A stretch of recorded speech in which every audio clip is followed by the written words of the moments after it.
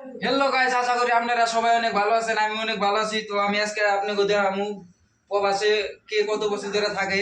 তো ওই যে আমাদের এরা বাসের মামু আছে, এখানে আছে। এই যে কত বছর ধরে বিদেশে আছেন মামু? 8 বছর ধরে কাম করছি। তো কতটা তুমি বেতন যাও মামু? বেতন মোটামুটি 5 লাখ টাকা দিছি। 8 বছরে? হ্যাঁ, 8 বছরে। তো তোমার বেতন দেওয়ার কোনো তোমার বাড়ির মানুষটা নুছে? বাড়ির মানুষের বাড়িতে যাবো মানে যাই না, ভালো নেন। বর্তমান বিদেশ থেকে অবশ্যই হয়ে গেছে। তো ওই যে বিদেশ থাকতে থাকতে বাড়ির কথা মানে মনেই পড়ে না। তো ফোন কিরো মারে মামু? ফোন মারে, যে সময় ফোন মারে, মাসে মাসে ফোন মারে, স্যালারি পয়সা দেন লাগে, এটা আমি খালি ফোন মারি। হেঁটে ফোন মারে। মানে এবার ফোন মারে না, স্যালারি দরকার হয় এটা আমি খালি ফোন। হ্যাঁ, মানে স্যালারি পাইলে আমি আজকে ফোন মারলো, পয়সা দিয়ে দেন ওটা খালি।